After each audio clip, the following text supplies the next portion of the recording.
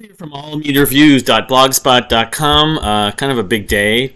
The Rock Hall nominations came out today, Wednesday. Yeah, it is Wednesday, right? Wednesday, February 1st, the 1st of February. Kevin Gilbert NRG vinyl, the second time they're selling them, the original pressing.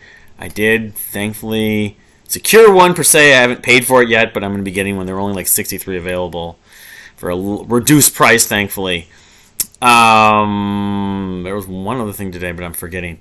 I know that Tom Brady announced he's retiring, and of all people, was it Dr. Phil? Anyway, so I finally finished the 2005 Songs of the Year, per se. It's a work in progress, as I wrote in this description here, and this is going to have to be part one of two, probably, because this is a long list. I've revisited these songs and wrote here and everything. There's a lot of songs, so many that I probably didn't remember and included, but I remembered a lot after going and reviewing a lot of these albums. 2005 was one of my favorite years for music, although it was weird about that year. It was a great year. It was one of the first years I started tracking albums of the year that year. I didn't really fully do. I did it a little bit, but it was really, I seemed to be paying more attention, communicating with people, but I also remember at the end of the year when I submitted my first list, whatever, I don't know if it was my first. I probably did a few years before that. I did the same thing. It seems like it was a large amount of time before that, but and now it seems like nothing. But that I don't know when it was, 2000, 2001, 2002, 2003. My list had I had 15 albums on my list. I hadn't even started the blog. I was using my live journal at the time, but I discovered many bands in 2005. I was really getting into Kevin Gilbert more. Hours and so it was sort of the middle to the end of the year. But a lot of these bands popped up, and one of them I got really into that year was Dredg, and also the social element, kind of like with Dream Theater. And there's this guy named Shane's late guy, his name was Spectre 1982.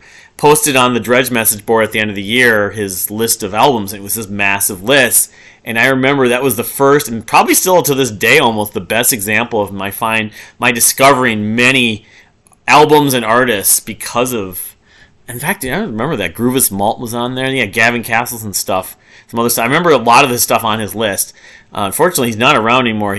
But I was friends with him on Facebook for a while there, and he eventually wrote for the Medium of Music blog. But so I think of his list that kind of made 2005, which was already a pretty damn good year, even greater. But anyway, these are the songs to get into this. I didn't do 160 images and stuff and singles, so Kara, The Falling, Debashish, Nada, Raj, Doves, Black and White Town, I believe some cities. Editors, their first album, Munich. One of many he put out a Porno Mint and Grime that year. Munich or Brooklyn rather, from Self. One of a handful of Imogen Heap songs, Loose Ends. Caddisfly's New Moon Over Swift Water. And another Caddisfly song, Calm of Calamity. I mean, it's splitting hairs, trying to, rate songs over songs off of the same album that I like almost equally as much, but I just kind of had to put some back to back. Greg Harrigan's the song Stella, Presto Ballet, the title track to their debut on Peace Among the Ruins, Dark Tranquillity's The New Build, Paulson's Calling on You, Sigur Rós the one Sigur Rós song I have on here, Hapa Pippola, Wolf Parade, Shine a Light, that's from their debut album, Apologies to Queen Mary. Dream Theater's Panic Attack, as much as a Muse kind of similar, highly influenced Muse song at points. Parts of it are. I like the actual instrumentation a lot. Jordan's really good on that song. Actually, the whole band, I think Labrie, some of the riffs. Avenged Sevenfold's Backcountry off of City of Evil. I didn't put too many other songs from City of Evil, but I did put that one. That was the token single. World Leader Pretend, Bang Theory. I don't know, World Leader Pretend is the name of an REM song, but I discovered that band. I remember hearing a podcast with them. I think they were actually in the Alternative Press issue with all those bands in 2006. So I probably got into them, discovered them in 2006 after. A lot of this music I discovered years after 2005. But anyways, Decemberist, The Engine Driver, King's X's Mud, People for Audio, their debut album, and from their debut album, And This Will Be Our Homecoming, Dark Tranquillity's Lost Apathy, New Pornographers, the Bleeding Heart show that has that hook, hey la, hey la. They played on like spots and stuff like that on the radio. Subterranean Masquerade, that's from Twin Cinema. Many songs from them are gonna be on this album, on this list rather. Many songs from Twin Cinema are gonna be on this list. Not too many, but I consider that the best New Pornographers record, Twin Cinema. New Subterranean Masquerade, No Place Like Home from the debut album, Suspended Animation Dreams, Margot Nuclear So-and-So's, Paper Kitten Nightmare from their debut album. Why am I spacing on the name of their debut album? Dust of Retreat. Depeche Mode, Precious, that was just a single, but it's a pretty good song. I had a friend that was really into Depeche Mode. I talking to her regularly then, and I remember her talking about that. Sufjan Stevens, one of many songs off his Illinois album. The Predatory Wasp of the Palisades is out to get us. Ivy, Adam Schlesinger's side project from Fountains Wayne, one of the side projects. Thinking About You, that was their biggest song, I think, from that album. Maybe the biggest song in general. Broken Social Scene, 7-4 Shoreline off the self-titled Broken Social Scene album. Kiss Kiss, his first EP, the song College Film. Another Sufjan Stevens song, Man of the Metropolis Steals Our Hearts. And Josh Rouse, Streetlights from his great record Nashville. Shaman, the second Shaman album, Reason, the song More, which I believe is a cover of a song from, I think it was like Sisters of Mercy maybe, or a band from, one of those goth bands from the 80s. Anyway, the New Pornographers again, the title track from Twin Cinema. King's X's Alone, another song off of Ogre Tones. Never Ending White Lights, This Longing. I mean, that's the debut album from Never Ending White Lights, Act 1. One of a few songs on here. Image in Heaps, The Walk. Again, from Speak For Yourself, it's just filled with so many songs I love. Gospel, the one track I have from Gospel on here, Congratulations, You've Hit Rock Bottom. Margot the Nuclear So-and-So's. A Sea Chanty, from another song from off of Dust of Retreat. Editor's Blood, the best song on that debut album, I think, from Editors.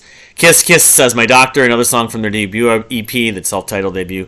Cloud Transistor Radio, probably my favorite song off of the Happy Hippopotamus. I can't the full title off the top of my head, but System of a Down, BYOB. Now they had a bunch of songs off of Mesmerize. I really love. Hypnotize, I wasn't as into. I just felt like sometimes it was B-sides, but I haven't listened to it in a long time, but I've always loved Mesmerize. Burst, album Origo. Sever, Nicole Atkins, Neptune City. I believe the album's called Neptune City. That's their debut album. Great dream pop, like orchestral dream pop. Receiving Into Sirens, Then I Defy You Stars, off their just unbelievably great debut album, Between the Heart and the Synapse. The Decemberists, The Sporting Life, Pineapple Thief, The World I Always Dreamed of. I'm not the Pineapple Thief fan, really, but this one song, someone exchanged in a mic exchange on the Porcupine Tree fans forum, and I love the outro on this song. I listened to it again last night. I was like, I remember why I love this. There's still a Radiohead element to it, but it works to me. Okay, so Dredge, the first Dredge song, The Tan Bark is Hot Lava from Catch Without Arms. Coheed and Cambria, The Suffering, maybe the most poppy song off their incredible record, Good Apollo 1. People for Audio to New Beginnings. I believe both People for Audio songs. The whole album may be instrumental, which the second album was not. Small band from Canada that I really like, but they're no more, unfortunately. Burst, Flight's End. Self, Now, another Self song from Porno Mint and Grime. Ocean Size, Meredith. One of many songs off of Ocean Size's I have on this list. Everyone's Position. System of a Down, Question. It's kind of dreamy, Meredith, yeah. Something on Question, that's, political and energetic, but it's got a hook to it. That's one of their biggest songs, period. Car Park North, Human. Big among you fans. I never really got into them, but I always kind of would revisit them once in a while. I did the other day, and it's like, this is a pretty good song. I'll put it on the playlist. Facing New York, their debut album, Styrofoam Walls, the song. I never could get fully into Facing New York either, a little bit like Car Park North or Pineapple Thief. They only put out a record a couple years ago, and they only put out like 3 records, but this is like the one song on that debut album I actually like. Zebra Skin from Dredge, another great song off Catch Without Arms, Earworm. I listened to Catch Without Arms a ton that year. Monty's Yahoo King Without a Crown. This is from the Live at Stubbs, which I know there's a studio version, but anyway, I think his debut album was The Youth that came out that same year, but I always felt the live version, I didn't put that the live version was better. I'm not sure, I don't know if You came out the next year, I forget. And then King's X's Freedom, which was re-recorded as a B-side off of a box single, which I have on CD.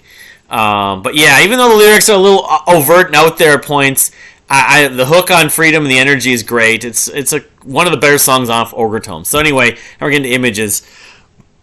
The title track from Between the Buried and Me is Alaska. I like this. I think the synthesizer on that, but it's has maybe the heaviest song on the record actually in some ways. Have you got it in you? Another track from Imogen Heap, Speak for Yourself. Terrific, kind of dreamy, almost escapist song. It's like, but the whole record has a lot of these little hooks, these layers. Electronic element with Imogen's voice, the use of the vocals on some of those songs, including that song. Banquet from Block Party, the debut Block Party album came out that year, and that's one of a few songs I really like from what the heck's the name of the album now? I'm spacing on. Yeah, they had I prefer Weekend in the City. I'll just cheat and look this up. I should know this at the top of my head. Silent Alarm. Yeah, they did instrumentals the year before that. That's weird. They put out a whole boatload of EPs. If you look on their catalog, look at how many. I mean, they were Battles did the same thing a few years later. Revere. I don't know if it's a UK thing or what, but yeah, Silent Alarm was a really big deal. Even though I didn't get into them until a few years later. Although I heard they toured with Mew, which they did. But anyways, I like Banquet. New Pin from Ocean Size. It's catchy. It's a little awkward at points, but it's a little bit of a schizophrenic element to it, but it works. It doesn't overstay its welcome because there's actually a pop element to Everyone's Position that I absolutely adore at times, and but it's them doing pop as opposed to some straightforward mainstream pop or rock band doing it. Ben Sinister, the first of a number of tracks from Through the Broken City, their in effect debut album. I mean, they had the Warped Pain from 2002 that was all instrumentals like jazz fusion, but this is the first proper album with their rock band. Tough Love, great song. Tough Love, I got a store for you. Good Night and Go, another just dreamy escapist track from that album.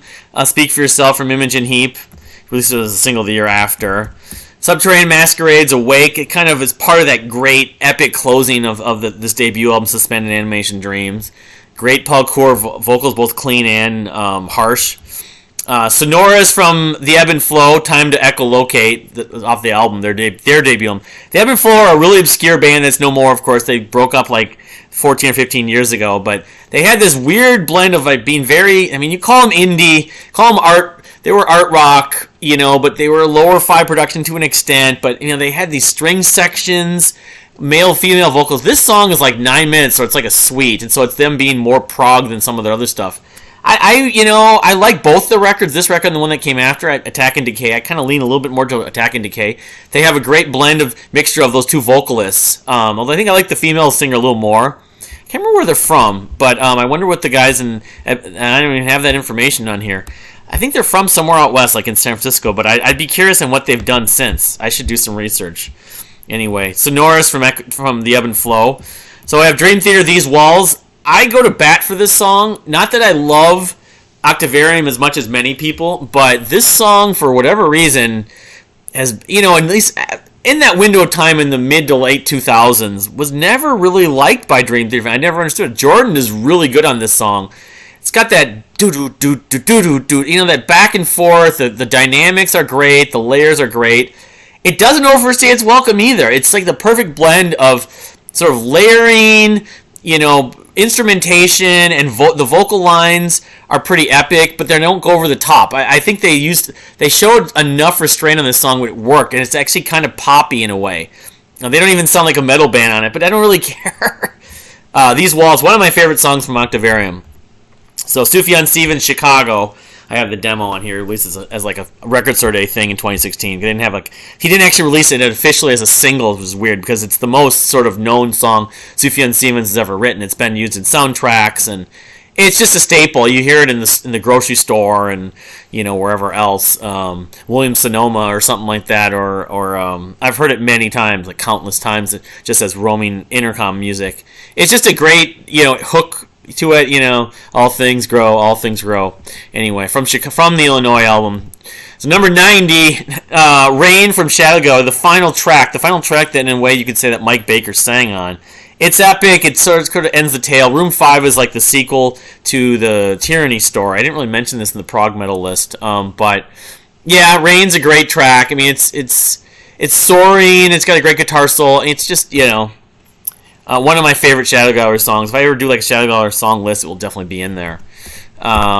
Special from Mew, the first of many Mew songs on here from the Glass-Handed Kites. It's probably the most well-known song to this day, the most well-known single. Of course, you associate with those like ran in the street, asking people to listen to it, and Hulk Hogan's in there. It's on the streets of New York or wherever. He goes Mew, P-U, and one guy called it like a Rick Springfield thing, but it is a really like sort of warm, uplifting kind of.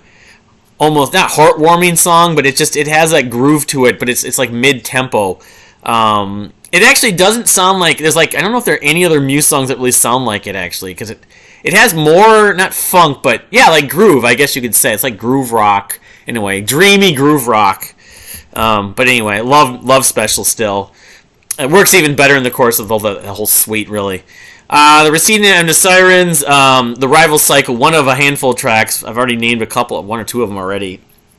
That's the one that believe that's the song that the conductor is conducting. Electrical time signatures fall into rhythm. My life is a rhythm. It's just that album I listened to most of over the last week, and good Lord, there's a reason why that is like one of my favorite albums of all time, and why it rivals so many of the Deer Hunter albums, because it's just so good. I mean, Casey had a lot to do with that, but the other guys in the Receiving End of Sirens did as well. Even with the punk and post-hardcore screaming, and some of the production, it's just so damn good. The melodies, and this is no exception, the Rival Cycle. China Berry Tree, another great track from In the Glass-Handed Kites. Kind of dreamy, a little darker, but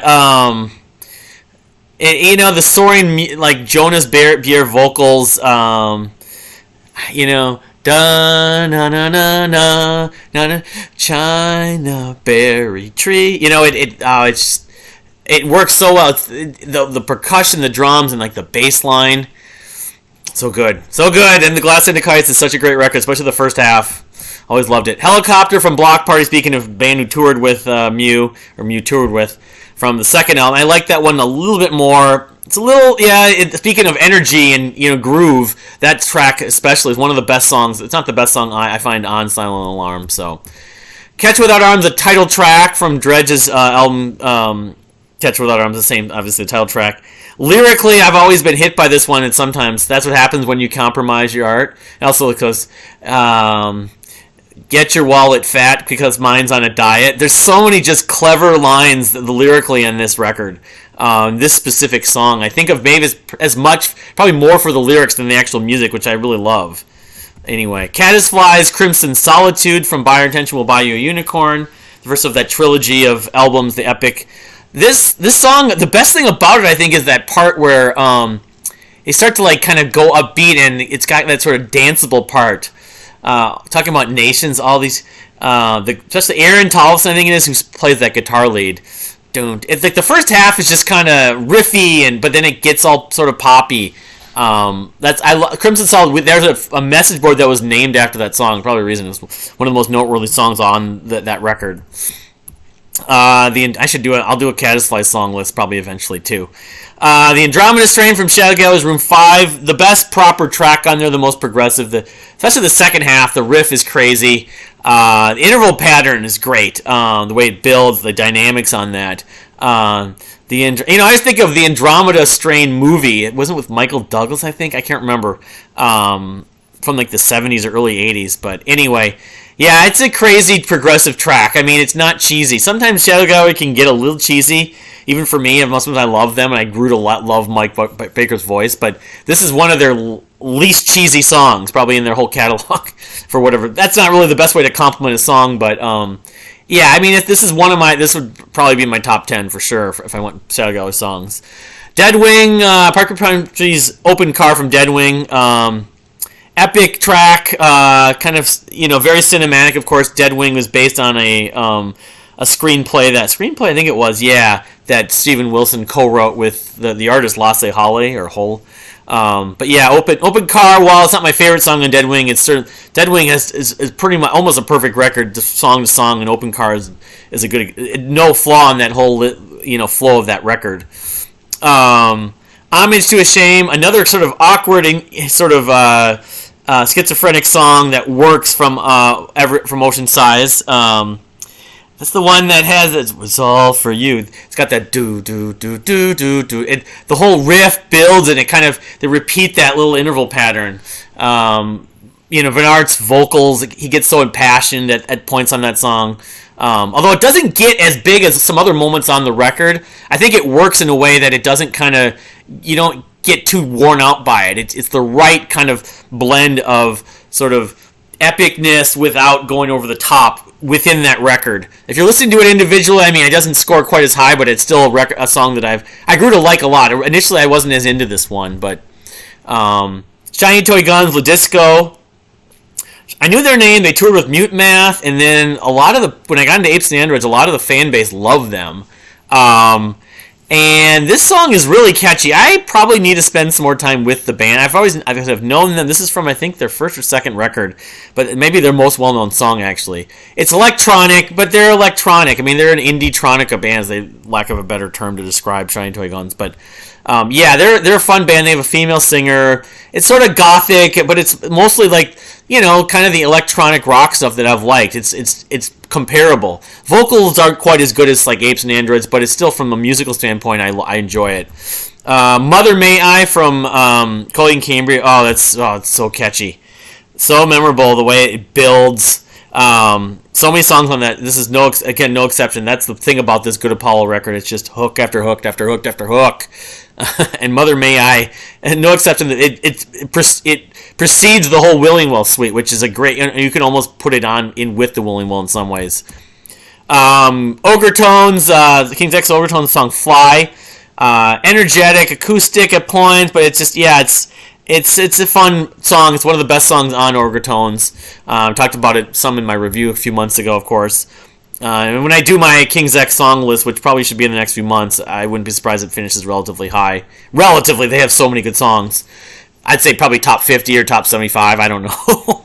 Veda, or Vedera, as they come to know them, The Falling Kind, female-led band, Kristen, what was her name? They opened for Dredge and Mute Math. At one point, I saw them, I think it was when they opened for Dredge. A lot of the Dredge fans were kind of going apeshit over them, and I bought this album. Kristen. She's in another band now, I forget. They're from Kansas City. She had a solo album. I'll have to check that out. The rating's not too high, but I remember being really won over by them, and this is probably the best song. The guitar solo is great. It's kind of epic. Her soaring vocals. It's a great track. You should probably listen to the whole thing. They put out a second album after this. It wasn't quite as good, though, but anyway.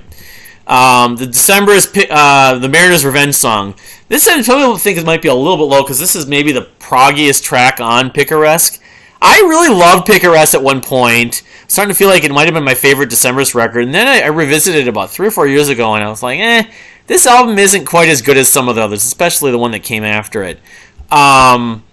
And this song included. I still like it. It's a little cheesy, sort of the vocal parts with "Find Him," it's lyrically, it's kind of about an act of revenge or whatever. A dark act, a dark deed that was done, but it still has its moments. It's kind of a multi-part suite in some ways, so I had to include it, of course.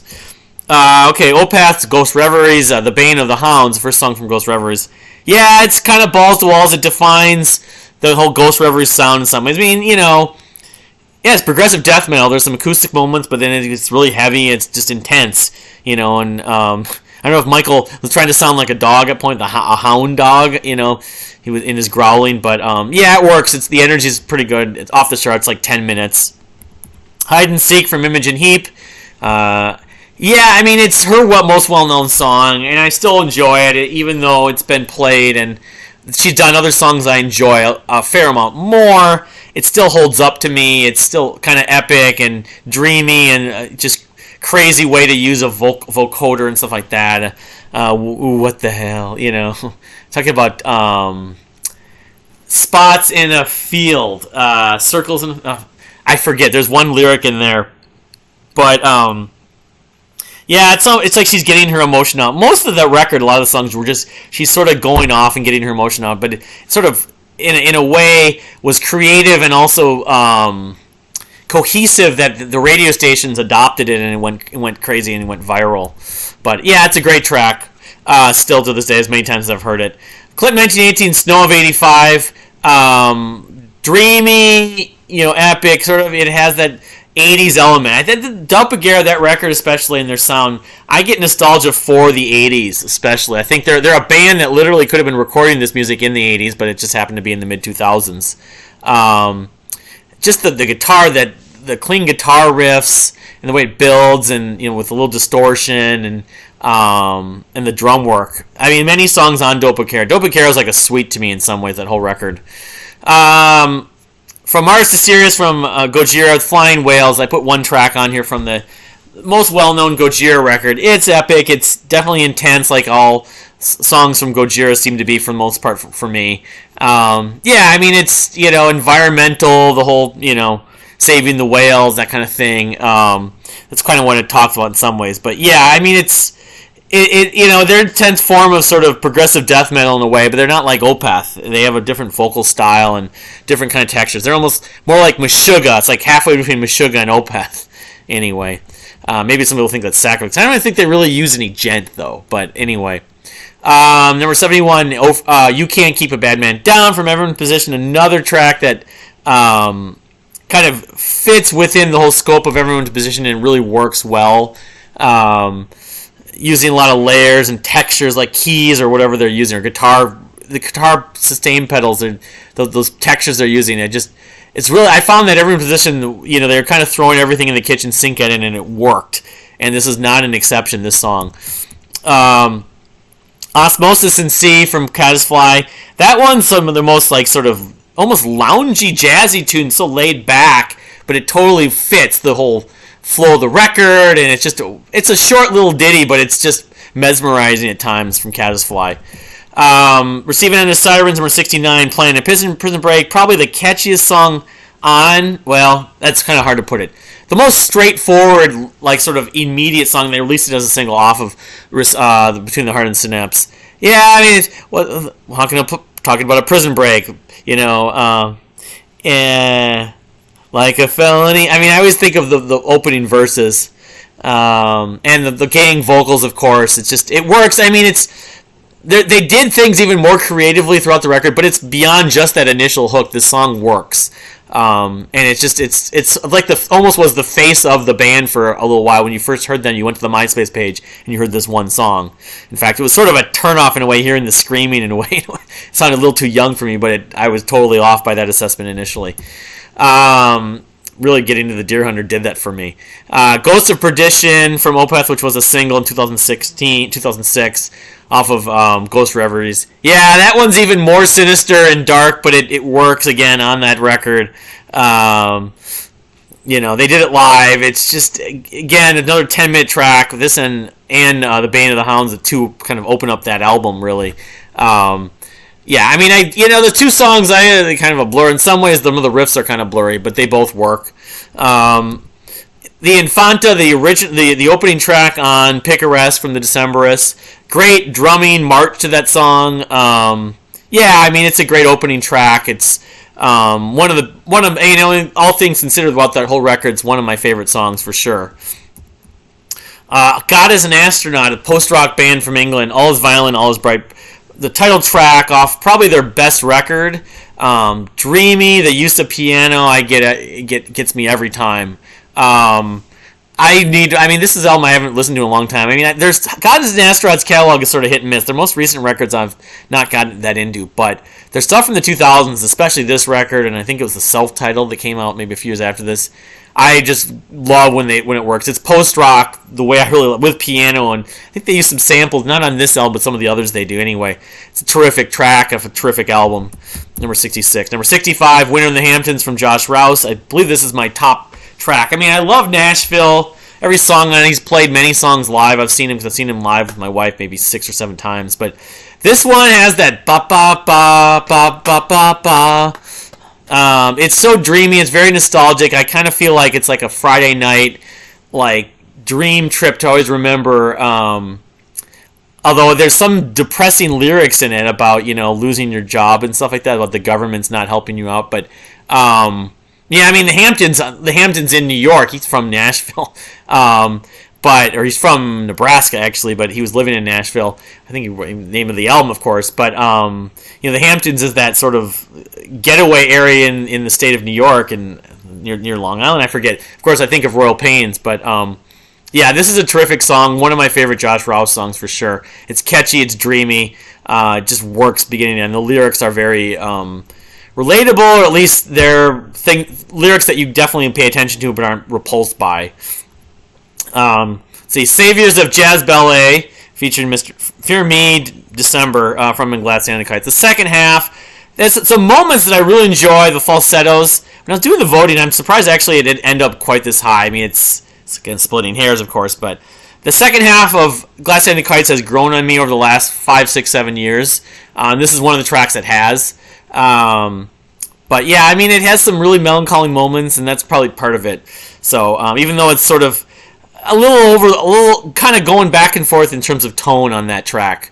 But yeah, it's one of the better songs on the Glass Hand and Kite still, among many songs that are so good. It's a great moment, I guess you could say, on the Glass Hand and Kites. Clear the Area from Speak from Imogen Heap, number 63. Another just catchy earworm. It's kind of got that rhythm. Kind of like it's not, I don't know, it's a piano or whatever she's using with a sample. It's on a drum loop or whatever. Da da da da da da da. Clear the air. She repeats that phrase over and over. But yeah, I mean, it's again speaking to that record and the quality of song to song. It's another one of those songs that's really great, and I kind of like it over a couple of the others that are even below or didn't make this list. But that whole record is so good. Come On Feel the Illinois, which has a much longer title, from Sufjan Stevens' Illinois record. That's the one that has that opening piano piece that do do do do do do do do do do, and then it has the torn section, of course. Like the chamber, rock folk that sort of. I mean, this wasn't the first record, but I think this is in some ways the definitive chamber folk rock album from 2005 because a lot of stuff came after this. I mean. Yes, Othello was around before this. Yes, Sufjan did some records before this, including Michigan, that did some of it. But I think it kind of was perfected, and this is one of the definitive songs in that. If I was saying this is what chamber folk rock sounds like, this would be maybe one of my go-to songs.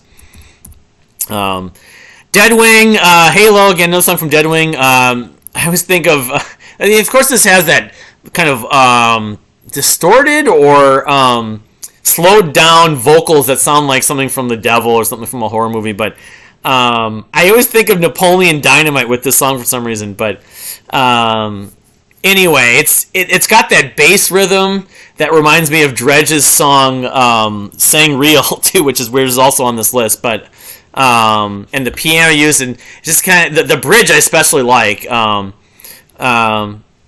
It's catchy. I mean, initially, I think there are other songs on Deadwing I like more, but this one kind of grew on me over time after listening to Deadwing a lot in 2005 and then subsequent years, rather. Margot and the Nuclear So-and-so, Skeleton Key. This is the top Margot song on this list. Just terrific dynamics. Kind of won me over. I could say this song specifically made me a fan of Margot and the Nuclear So-and-so's. It's got that the cloudy sense and the dynamics. You gotta let me know, and then the piano part. It's catchy. It's Richard Edwards' vocals. It's kind of the way that the little twists on that song are perfect. It's just terrific.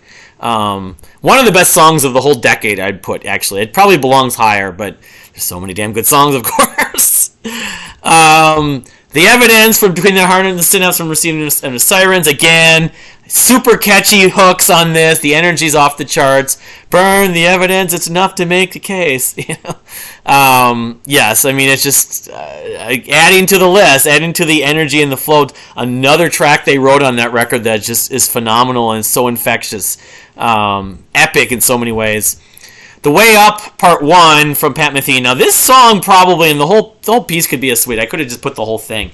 Unfortunately, this is a loved track from even very lesser Pat Metheny fans at the time, especially new Pat Metheny fans. And it has some good themes on it. This song is like, with the intro, is like 31 minutes on Spotify. I think it's like 27 minutes in total. This part of it, the whole thing is like an hour. The way up. It still drags to me for some reason. I think I felt like it worked better live, so it would be much higher because it's still great. It's Metheny, his use of the synthy guitars, and Lyle Mays shines on a lot of this. But all things considered, it would be higher because I love Pat Metheny when he's great. But I'll give him ambitious points, and he didn't go off the deep end as much as he has at other times. But anyway, The Way Up Part 1. Let me just see how I'm doing for time. I've been up to 58, looking at 35 minutes. So to see if I can get to before 50, and I'll try to do the top 50 tomorrow, I think. The New Pornographers, Sing Me Spanish Techo, my top New Pornographers song off of Twin Cinema. Yeah, it's a terrific sort of standard, pop standard from the 2000s. Sing me Spanish techno, doon, doon, doon, doon, doon, doon. Yeah, I mean, the three-headed monster of the three singers all work really well in this. It's not just one of them. I think it's Dan Behar does the lead at parts of it, but you hear Nico and everything like that, and you do hear AC Newman, and it's a very energetic, upbeat song, so... Number 57. Number 56, another Sufjan song. This is maybe my top song from Illinois. I was listening to this the other day. I sort of ignored Illinois. I always knew Chicago and liked it. And I knew that, that song, Come On Feel Illinois. But this is the riff in this, and some of the use of chamber instruments make this, it's a little darker, but make this maybe my favorite track. It's a fantastic record, Illinois. It's not my favorite Sufjan Stevens albums, but I'd say between that and Age of Odds, there's a little bit less of a gap than there was. I kind of ignored Illinois after initially liking it because Age of Odds blew me away. But anyway, when I do 2010, we'll hear more about Age of Odds, of course. God is an Astronaut, All is Violent Bright, the song When Everything Dies, the closing piece. The piano is gorgeous on this. Very melancholy, very sort of mesmerizing. God is an Astronaut, the band I enjoyed when I first got into them, and then I've sort of slept on them. People don't talk about them enough. As much as their recent music hasn't been as good, this is their peak period, and this is maybe their best track, actually, When Everything Dies. It's like 8 minutes or something, or 10 minutes, closest the album out. Swarm of Hope from Sarcast Wild, the Time of Orchids record. That wasn't their last record, actually. They had something that came out in 2010, but the Namesake Caution I haven't talked about as much. But this is the record that ended up on my Impressive Art Rock list. This is a terrific track. Epic. Of course, it is this sort of big contrast of dissonant and heavy, and then light and dreamy. It somehow fits together. I don't know how this band does it, and why I'm not that into K.O. Dot and some other bands that try to combine styles. It just somehow works for me for Time of Orchids, specifically on Sarcast Wild, and this is one of the tracks I put on there. It's like 8 minutes. Anyway, it's prog of a sort. It's avant-garde prog, but the sort of schizophrenic, you call it schizophrenic pop rock. That would be a weird way to describe it, but that's its own small genre. Anyway, Shaman Reason, a title track from the second Shaman album, when Andre Matos was still with Shaman. It's terrific. It's some of Andre's best vocal work post that point.